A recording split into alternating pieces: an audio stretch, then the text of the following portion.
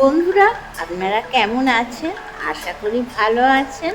আর যা গরম পড়েছে, তাই জন্য গরমে মনে হয় কাছে পিঠে কোথাও একটু ঘুরে আসিস। হ্যাঁ বন্ধুরা, ঠিকই ধরেছেন। আমি একটু কাছেই একটা মন্দির আপনাদের নিয়ে যাচ্ছি দর্শন করাতে, রাধা গোবিন্দর মন্দির। আর গরমকালে বিকেল ছাড়া বেরোনো যায় না, বিকেলবেলায় বেরিয়েছি। তা চলুন ঘুরে আসি। রাধা গোবিন্দর মন্দির দেখে মন ভরে যাবে, এত সুন্দর কারুকার্য। আর মন্দিরের আর কি সুন্দর, সন্ধ্যেবেলা গান হচ্ছে। বন্ধুরা, আমরা গেছিলাম রাধা গোবিন্দ মন্দির, ইছাপুরে, খুব কাছে। তা চলুন দেখে আসি বন্ধুরা মন্দিরটা। আর মন্দিরটা দেখলে আপনারা চোখ ফেরাতে পারবেন না, অবশ্যই বলবেন হ্যাঁ, সুস্মিতা ঘোষের খেলাঘরে একটা মন্দির দেখেছিলাম। তা চলুন বন্ধুরা, এই যে আমরা একদম মন্দিরের সামনে চলে এসেছি, তোমাদের সবটা দেখাবো। আর মন্দিরটা খুব কাছে, উত্তর 24 পরগনা জেলার ইছাপুরে। তোমাদের ইছাপুরের ঠিকানা সব কিছু দিয়ে দেবো। তা আমাদের বাড়ির কাছেই তো, আমাদের একটা স্টেশন। তা আমরা টোটো করে আজকে সন্ধেবেলা মন্দিরে এসেছি। মন্দিরটা তোমাদের দেখাচ্ছি, দেখো লাইট জ্বলে কি অপূর্ব লাগছে। আর সামনে একটা বিরাট মাঠ, এত ভালো লাগছে না বন্ধুরা। মন্দিরের বাইরেটা তোমাদের এখন দেখাচ্ছি, এরপর ভিতরে ঢুকবো। ভিতরটা এত সুন্দর, বাইরে থেকে একটু একটু দেখা যাচ্ছে। চলো বন্ধুরা।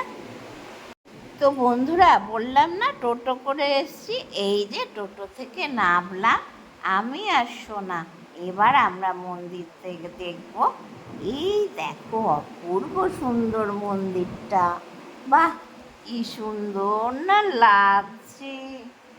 আর তোমাদের আগে তো একটু বলেই দিয়েছি যে এত অপূর্ব মন্দির, এত কাছে, তোমরা অবাক হয়ে দেখবে রাধা গোবিন্দের মন্দির। আর সন্ধ্যাবেলা হরে কৃষ্ণ গান সব হচ্ছে। আর আমরা ভিতরে প্রবেশ করছি, সামনে একটা বিরাট মাঠ। এই মাঠে সবাই বসে বসে হাওয়া খাচ্ছে গ্রীষ্মকালে। কি সুন্দর না লাগছে বন্ধুরা, দেখুন। এই যে প্রবেশ করছি আমরা ভিতরে, সোনা চলে এসছে। অপূর্ব সুন্দর, দেখো এদিকে তুলসী গাছ, এদিকে মাঠ।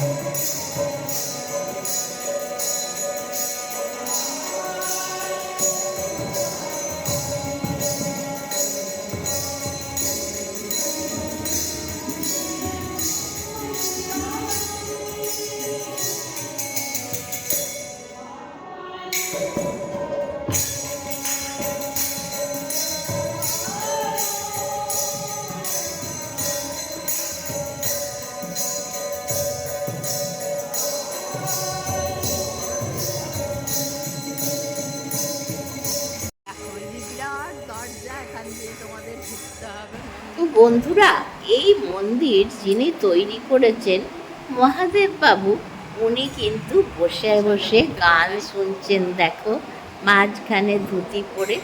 আমরা জিজ্ঞেস করলাম একজনকে মন্দিরের, তা উনি বললেন যে উনি এখন মানে আর কি পুজো টুজো হয়ে গেছে, সারাদিন ধকল গেছে, উনি একটু বিশ্রাম নিচ্ছেন এখন। তা উনি এই মন্দির প্রতিষ্ঠা করেছেন। দেখো কত সুন্দর জিনিস একটা উপহার দিয়েছেন মানুষকে উনি। আর ওনার স্ত্রীর ফটো এখানে লাগানো, মহাদেব বাবু আর তা ওনার স্ত্রীর, তার স্ত্রী আর ওনার ফটো দেখাবো। এখন তোমরা দেখো কি ভালো লাগছে না দেখতে।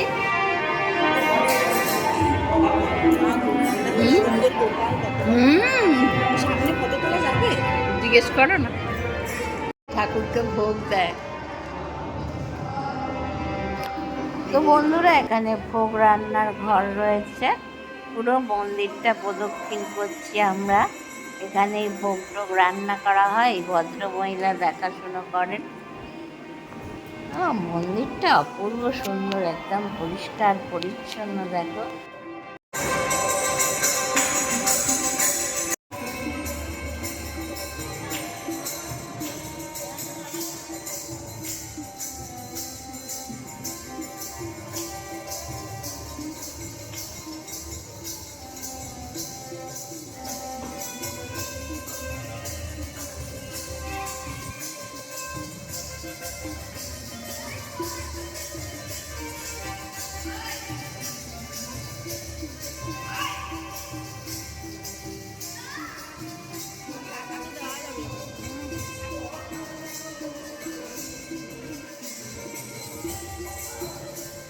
বন্ধুরা, উপরের কাজগুলো দেখো, যে সিংহাসনে ঠাকুর বসে আছেন, অসাধারণ অসাধারণ, কি বলবো।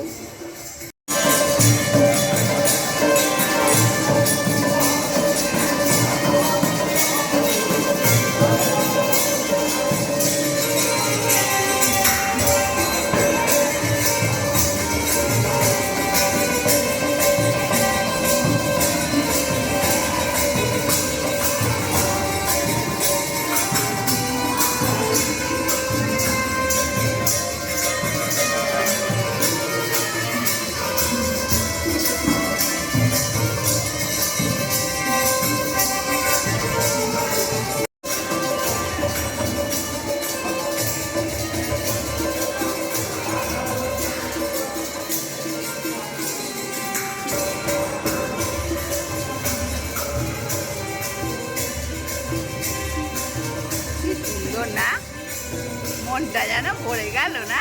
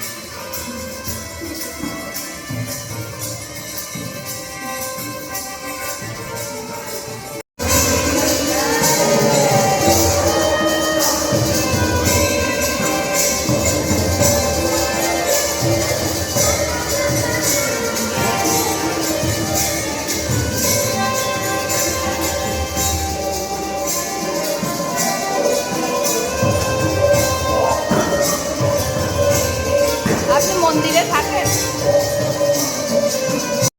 তো বন্ধুরা, দেখো একদম সদ্য নির্মিত মন্দির, 2022 সালের 9 মার্চ উদ্বোধন হয়েছে।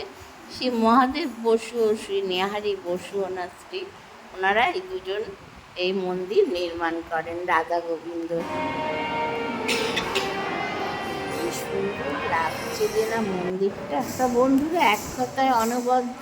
আমার ডেসক্রিপশান বক্সে তোমাদের সব ঠিকানা দিয়ে দেবো, তোমরা এখানে এসো, মন্দিরটা দেখো। না দেখলে না তোমরা বুঝতে পারবে না যে এত সুন্দর মন্দির এখানে আছে। তোরা এবার চলে যাচ্ছি আমরা, মন্দির দেখা হয়ে গেল, সন্ধ্যেবেলা এসছি ইছাপুরে। ভীষণ সুন্দর মন্দিরটা, তোমরা অবশ্যই আসবে। দেখো অপূর্ব লাগছে মন্দিরটা, দূর থেকে আমরা তুলছি, দেখো কি সুন্দর লাগছে, লাইট পড়েছে এই মেন মন্দিরের চূড়াটা। এই যে সামনে একটা বিরাট মাঠ।